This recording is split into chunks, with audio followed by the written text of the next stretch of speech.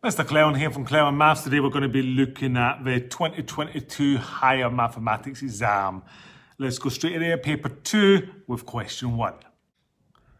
Triangle ABC has vertices -1, 1, 2, -4 and 7, -3 as shown in the diagram ABC. Part A, find the equation of the altitude through C. Part B, find the equation of the median. And then part C, determine the points of intersection of the altitude and the median. We've got -1, -1, 2, -4, 7 and 3, altitude through C, so it meets AB at right angles. So if I work out the gradient of AB, I can use the fact that it's perpendicular to find the gradient of the altitude, and then y minus b equals mx minus a. So let's just start doing that. The gradient of AB, so we've got y2 minus y1 over x2 minus x1. So let's call that x1 and y1, x2 and y2. So we've got -4, take away -1, over 2, take away -1. That's -4, add 1, which is -3, over 3, which is -1. So the gradient of our altitude must equal 1 because it's perpendicular. So m1 times m2 equals -1 when perpendicular. Okay, so we know the gradient of altitude is -1 and we know our point. Our point C, remember, is 7, 3. So we've got our gradient and point C is equal to 7, 3. So that's our A and B.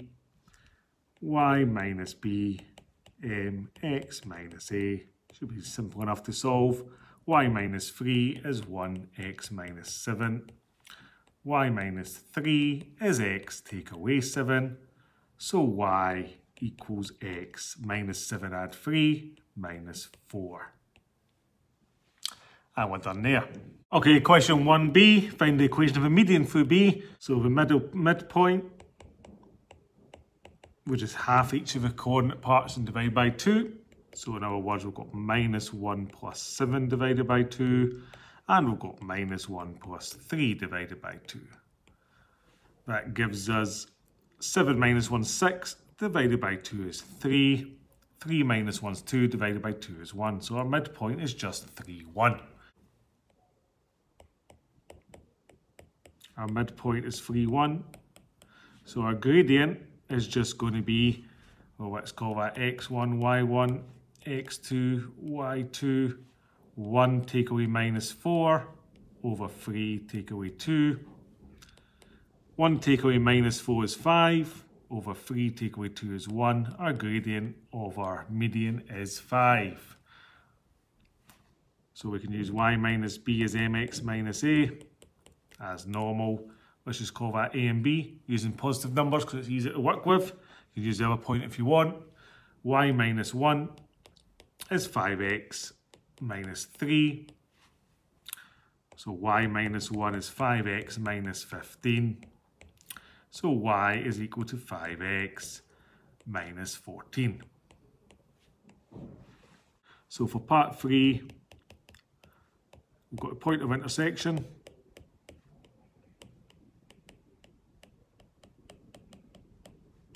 Is when y equals 5x minus 14 meets y equal. So since they're both y equals, we can say that 5x minus 14 just equals x minus 4. So solving that, taking the x across, we get 4x minus 14 is -4. Take the minus 14 across, we get 4x is 14 take away 4, which is 10. So x is 10 over 4, which we can simplify to 5 over 2, or if you prefer, use your calculator to get 2.5. So we've got our x part, so now we need our y part, so we sub x equals 5 over 2 into any of our y's. Y equals, might as well use x minus 4 because it's the simplest equation.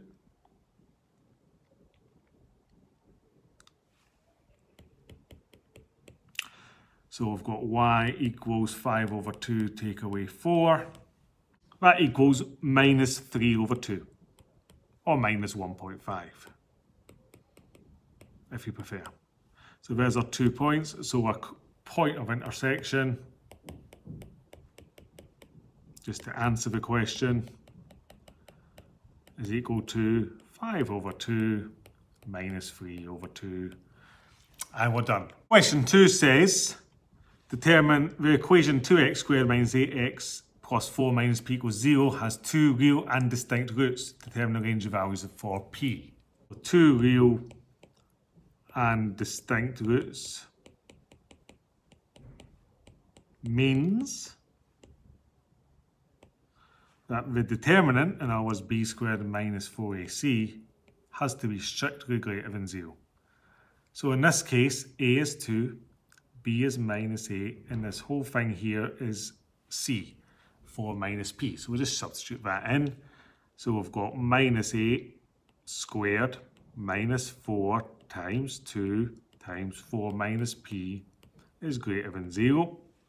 64 minus 8 bracket 4 minus p is greater than 0. So 64, 8 fours is 32, 8 times p plus 8p, because minus times a minus, is greater than 0. That gives us 32 plus 8p is greater than 0. Take the 32 to the other side, we get 8p is greater than negative 32. So p must be greater than negative 32 over 8. 8 fours is 32, so p is greater than negative 4. And we're done. We've got express 4 sin x plus 5 cos x in the form k sin x at a, where k is greater than 0 and a is between 0 and 2 pi. Notice it's in radians, so I'll just work in radians for this question and then we'll have to solve the equation. Okay, let's do this. So part A, if I take k sin x at a, I can expand that straight away. Check the front of the exam paper if you're unsure. You'll get k sin x cos a plus k cos x sin a. So that means that 4 sin x plus 5 cos x equals k sin x cos a plus k cos x sin a. Well, 4 sin x, that's already got a sin x here, so that means that k cos a must equal 4.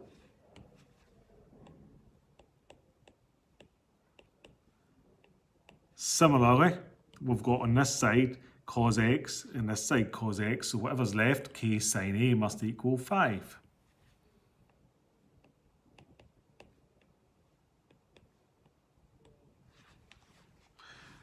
Sine divided by cos, remember, is tan, so if I divide at this moment in time, we'll get tan a straight away equals 5 over 4. We should check which quadrants a is going to be in. And we can do that by checking our original equations. This is positive, so we've got cos a. This is positive, so we've got sine in a. That means that the tan of this will only be positive on a because that's the one that's ticked twice. So we're using the first quadrant, that's nice and easy, so we can work out a straight away. A is the inverse tan of 5 over 4. 0.896. So we've got our A. Now we need to work out our K. But sine squared plus cos squared equals 1. So that means that 4 squared plus 5 squared equals k squared. So 4 squared plus 5 squared equals k squared. 16 plus 25 is k squared. So 41 equals k squared, which means k must be the square root of 41. I'll just leave it as a third. As long as it's simplified, that's fine. Or you could just square root 41 in your calculator and you'll get 6.4, but better off with an exact value. So then just to answer the question, remember the question was expressed in the form k sine x add a. So as k sine x add a, we've got k sine x plus 0.896. Question 3b, hence solve 4 sine x plus 5 cos x equals 5.5 for x between 0 and 2 pi. So we've already worked out what we've got, root 41 sine of x plus 0.896. That's our left hand side, and that equals 5.5. So we can divide through by root 41, so that the sine of our angle plus 0.896 is just 5.5 over the square root of 41. So we can work out what quadrants we should be in with our cast diagram. So sine is positive, so we're in the first quadrant and the second quadrant, which reminder is going to be pi minus our angle. So we now need to work out our angle using the inverse sine in a calculator of 5.5 over root 41. If you do that in a calculator, you get 1.033. So in our first quadrant, that means that x plus 0.896, remember, equals 1.033. So taking away 0.896, we get x equals 0.137 as our first answer. Let's look at our second answer on our second quadrant. Remember, that means that we've still got x plus 0.896, because that's our whole angle, but that equals pi minus, remember it was 1.033. So x must be pi minus 1.033 minus 0.896, which gives us a second answer of 1.213. So we've got our two answers for x between 0 and 2 pi. Remember, I was working in radians there. Question 4 says the graph has an equation x cubed minus 5x squared plus 2x plus 8. The total shaded area bounded by the curve and the x-axis. We've got this area here and this area here. In the first part of the question, calculate the shaded area above the x-axis, so between minus 1 and 2. So for part A, we need to integrate between minus 1 and 2 our function x cubed minus 5x squared plus 2x plus 8 dx. And that'll give us the area.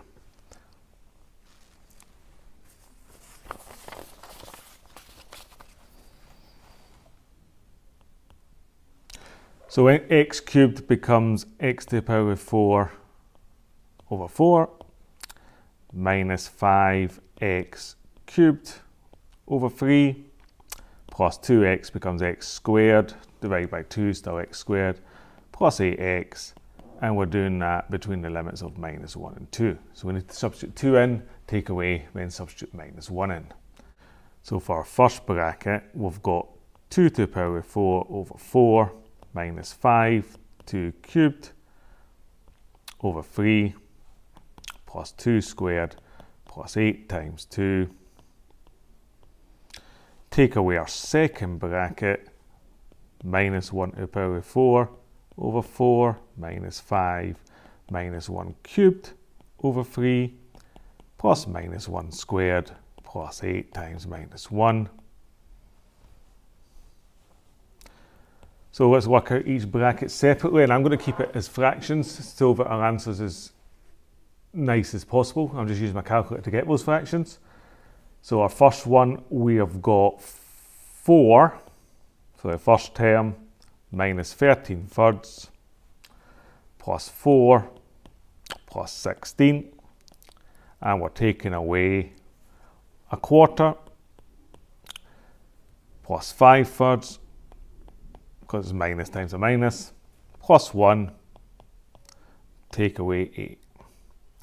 So for the first bracket, we would get 10 2/3 minus the second bracket, which is minus 5 1/12. So adding them together, you would get 15 3/4 units squared as our area. Part B then says, hence calculate the total shaded area. So we've already got this bit, so we just now need to work out the integral between 2 and 4. And just a reminder, when you're wanting to work out an area when it's below as well, you would do this one, take away this one, and that will give you your total area.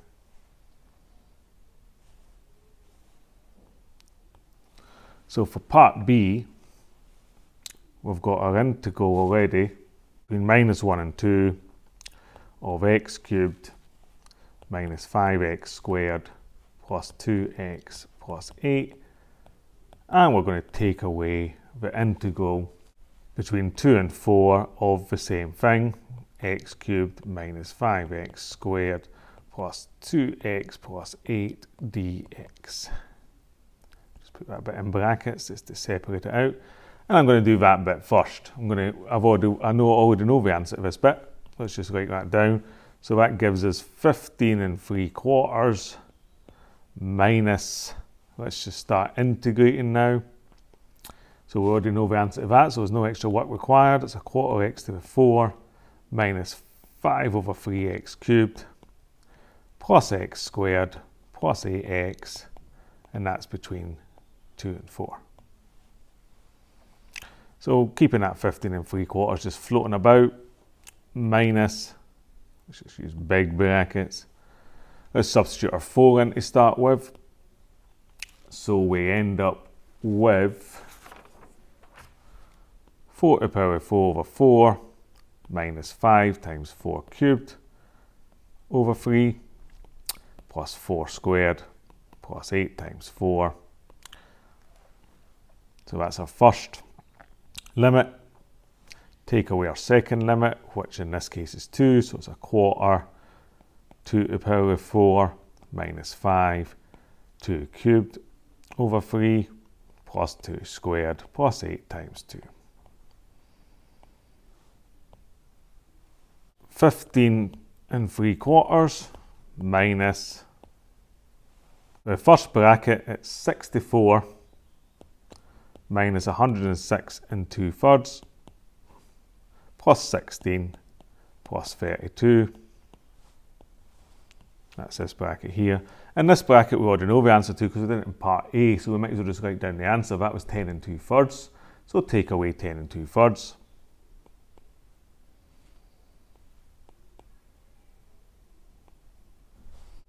(15 3/4) minus first part of the bracket gives you 5 1/3 minus 10 2/3. So that means our area is 15 3/4 minus the answer to this, minus 5 1/3.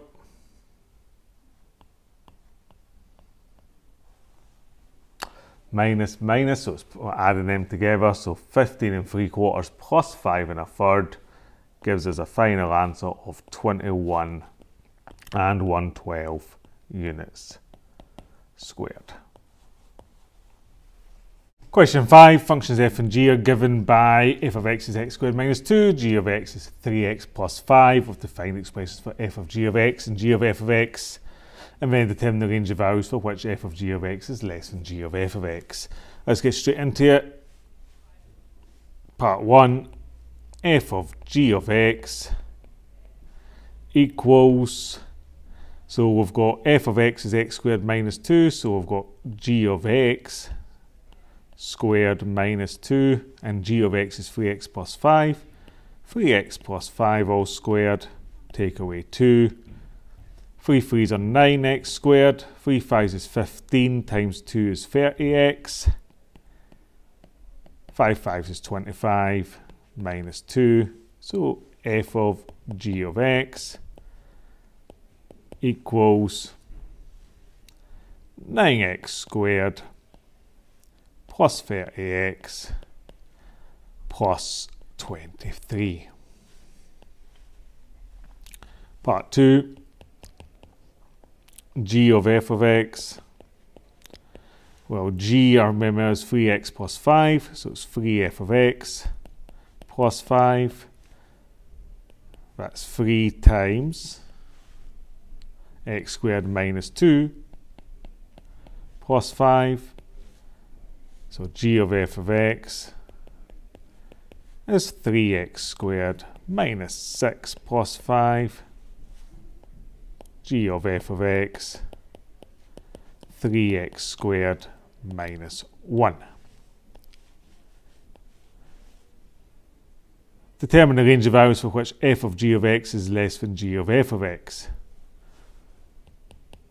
So we're saying f of g is less than g of f. So x squared plus 30x plus 23 has to be less than 3x squared take away 1. Taking the x squareds across, we've got 6x squared plus 30x plus 23 is less than minus 1. So 6x squared plus 30x plus 24 is less than 0. So we've got a quadratic inequality to solve. So let's look for a common factor. 6x squared plus 5x plus 4 is less than 0. So let's look at the roots of x squared plus 5x plus 4. So that factorises to give us x and x. We've got 4 and 1, plus and plus, so roots at x equal minus 1, x equal minus 4. So we can draw a quick graph to show the roots. Minus 1, minus 4. Less than 0 means below the x-axis. Under here, well, it's under here when it's between these two numbers. So our final answer, minus 4, is less than x, which is less than minus 1. Question 6. A curve of equation y equals f of x is such that dy by dx is 1 minus 3 over x squared, where x is greater than 0, of course. Curve passes through point 36, express y in terms of x. So if we just integrate, then we'll get y equals the integral of 1 minus 3x squared on the bottom, so x to the minus 2 dx. So we add 1 to the power and divide by the new power, so that means that y equals x minus 3 over minus 1, x to the minus 1, but then we've got plus c. So tidy that up, y equals x plus 3 over x plus c. So we're going to have to work out c, but we're given a point 3, 6. So we can just substitute that in. So at 3, 6, we've got that's our x and that's our y, remember. So 6 equals 3 plus 3 over 3 plus c. 6 equals 3 plus 1 plus c. 6 equals 4 plus c. So it's easy to see that c must be 2. So to answer the question, y equals x plus 3 over x plus 2. Question 7 says two variables x and y are connected by the equation y equals kx to the n. The graph of log 5y and log 5x is shown as a straight line. Calculate the values of k and n, and we're obviously given 2 points. So let's start this question. So we've got y equals kx to the n, and we've got the log base 5, so we can log both sides with base 5. So log base 5y equals log base 5k x to the n, which we can separate into 2 separates. Log base 5y equals log base 5x to the n plus log base 5k. Bringing the n down in front, we've got log 5y equals n log 5x plus log 5k. That's a bit like, because it's logarithmic, log base 5x and log base 5y, that's a bit like a big y equals mx plus c. So that's our gradient and that is our y-intercept. So we can work out our gradient because we're given 2 points in the question. Just remind ourselves 0, 3 and 2 minus 1.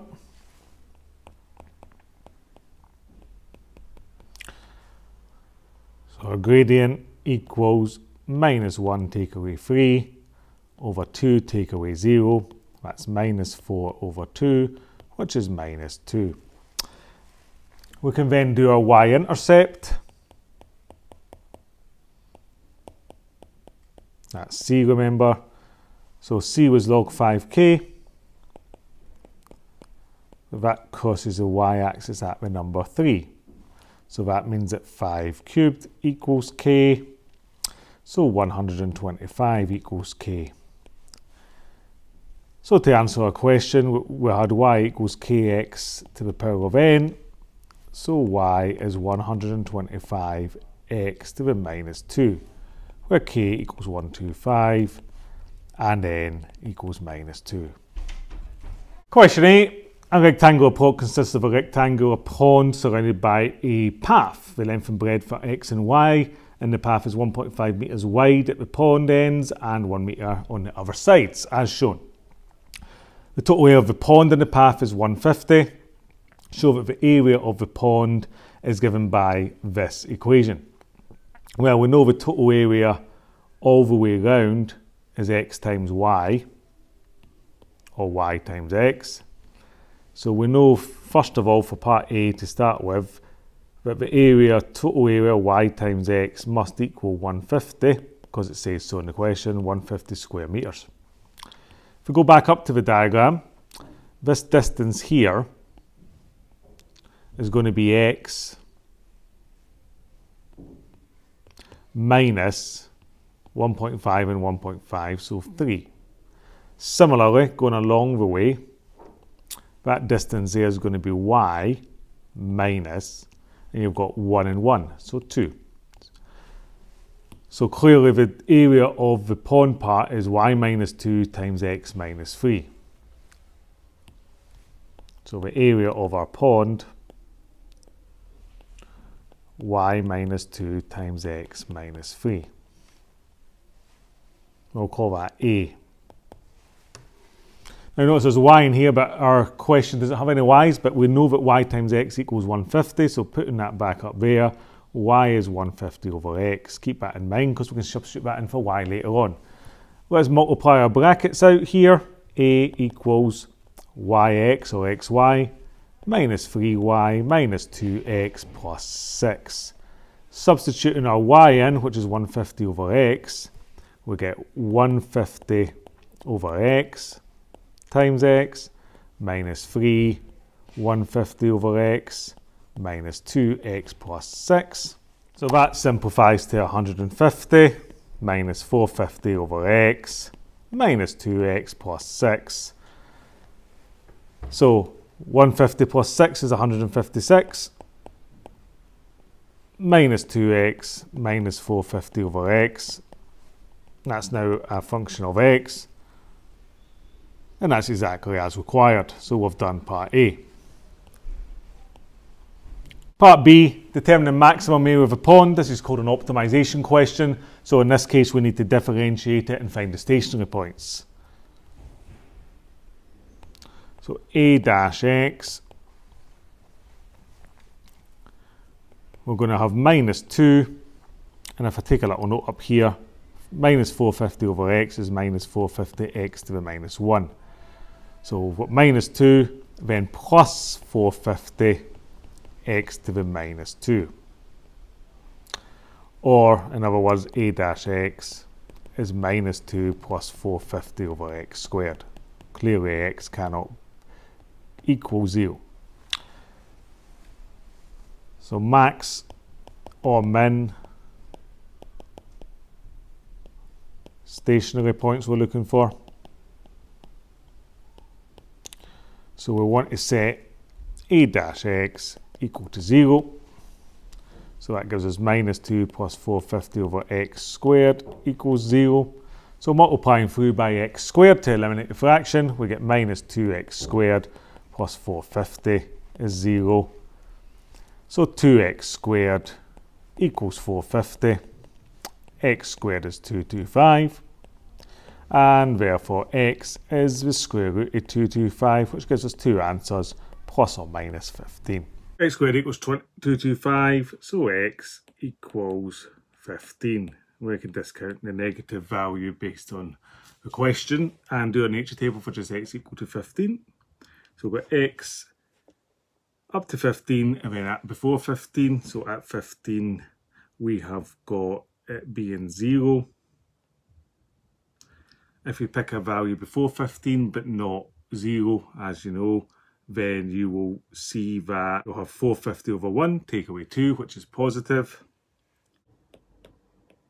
And if you pick a number after 15, let's just pick a massive number, 100.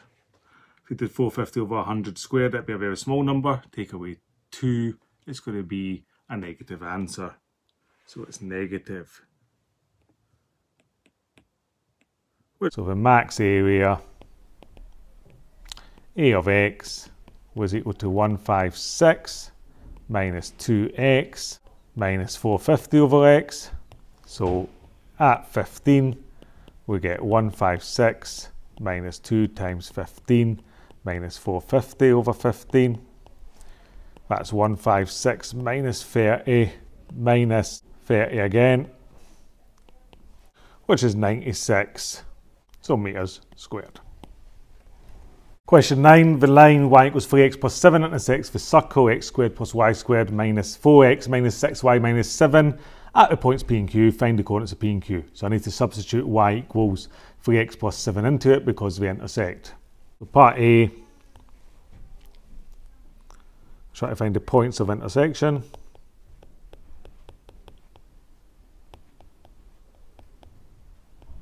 So I'm going to sub y equals 3x plus 7 into the circle. So to see a y, I'm going to write 3x plus 7. So I've got x squared plus 3x plus 7 all squared minus 4x minus 6. 3x plus 7 minus 7 must equal 0. So that gives me x squared plus 9x squared.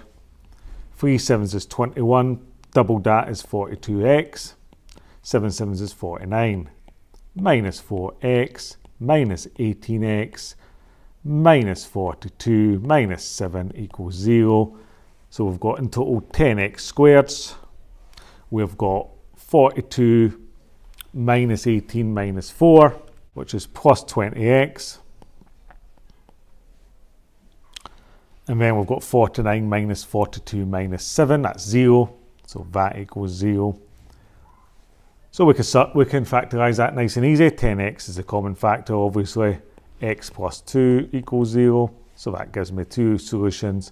X equals 0 or x equals minus 2. To get our y's, we can just substitute them in. So at x equals 0, y equals 3 times 0 plus 7. Which equals 7. So the first point we get is 0, 7. And at x equals minus 2, we get y equals 3 times minus 2 plus 7 minus 6 plus 7.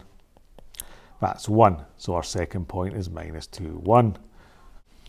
So there's our P and there's our Q. Well, part B says PQ is the tangent to a second smaller circle. It's concentric with the first. Determine the equation of the smaller circle. So let's put some information onto this circle. First of all, the centre of this circle. Well, that's just going to be 2, 3, half and half. Switch the signs. We already know the coordinates of point P and Q. 0, 7 and minus 2, 1. Now if I draw this in, if I draw a radius going straight out to the bigger circle, well, it meets this chord at right angles and cuts it in half. So I can find this midpoint. So the mid of P and Q, well, that's just 0 plus minus 2 over 2 and 7 plus 1 over 2. Minus 2 over 2 is minus 1 8 over 2 is 4. So our midpoint is minus 1, 4. So now we have the midpoint and we have the centre. We can work out the radius using the distance formula. We have got the square root of x2 minus x1 squared, so 2 minus minus 1 squared, plus y2 minus y1 squared, so that's 3 minus 4 squared, so that gives me the square root of 2 minus minus 1 is 3 squared, which is 9, plus minus 1 squared, which is 1, giving you a radius of the square root of 10. So our equation is as x minus 2 squared plus y minus 3 squared equals root 10 squared, which is 10. Question 10. The heptathlon was an athletics contest made to 7 events. Athletes score points for each event. In the 200 metres event, points are calculated using this formula, where P is the number of points and T is the athlete's time in seconds. Calculate how many points are awarded for a time of 24.55 seconds in the 200 metres event. So we just need to substitute 24.55 in for T. So we've got P equals 4.99087, 42.5 minus 24.55 to the power of 181. That's 4.99087 times 17.95 to the power of 1.81, 929.0368. Let's just make that 929.04. It doesn't quite specify whether the points are whole numbers or not, so that seems reasonable given the accuracy of the rest of the question. Right, part B, in the long jump event, points are calculated using this formula, where P is the points, D is the distance in centimetres, and K is a constant. It says 850 points are awarded for a jump of 600, calculate K, so we'll just substitute in and work from there. So we've got P, which is 850, equals 0.188807. D is 600, minus 210 to the power of K. So 850 equals 0.188807, 390 to the K.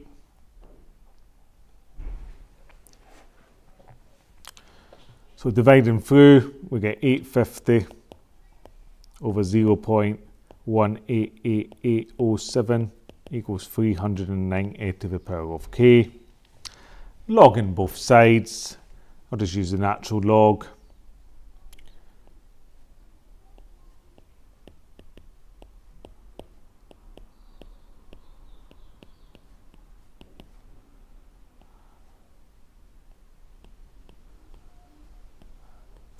Taking the K to the front then.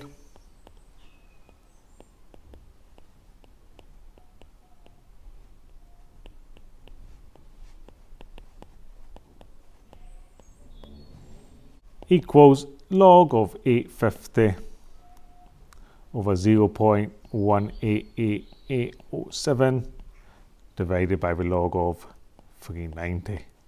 So it's time to get a calculator to work these out. 1.40999, so K equals 1.41.